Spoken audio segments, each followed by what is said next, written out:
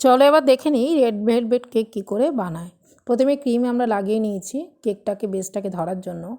বেসটা দিয়ে তার উপরে সুগার সিরাপ দিলাম। সুগার সিরাপটা তোমরা চিনি আর জল দেবে, আর তার সঙ্গে রেড ভেলভেটের যে এসেন্স সেটাকে আমি অ্যাড করে সুগার সিরাপ বানিয়েছি। ওই সুগার সিরাপটা দেওয়ার পর ক্রিম দিয়ে এইভাবে তোমরা ক্রিমটাকে কেকের ওপরে লাগিয়ে নেবে।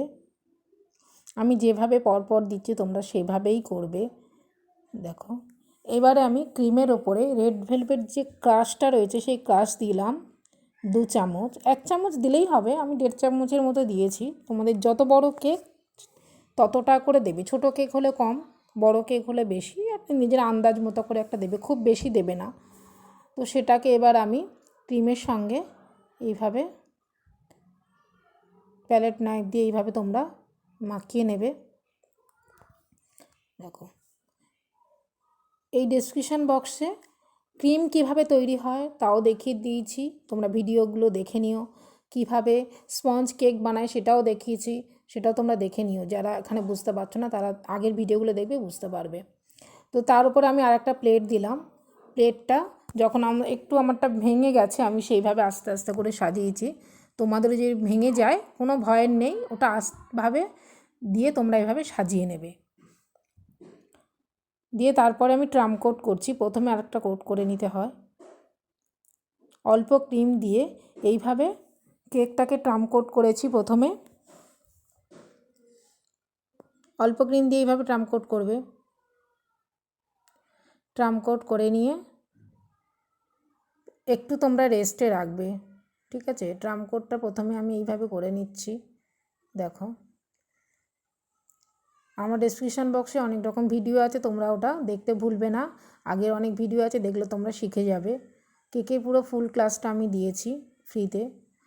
এবারে দেখো আমি ট্রাম কোট করে নেওয়ার পরে আবার ক্রিমে আমি কালার দিয়েছি। ওপরের যে কেকের যে কালারটা হবে, তোমরা যে কালার দিতে চাও সেই কালার, ফুড কালার তোমরা দেবে।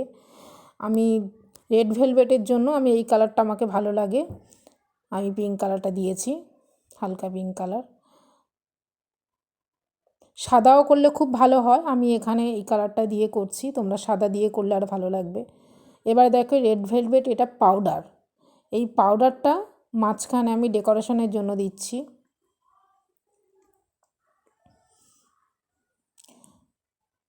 পাউডারটা এইভাবে তোমরা চালুনি দিয়ে যদি চেলে দাও খুব সুন্দরভাবে পড়বে।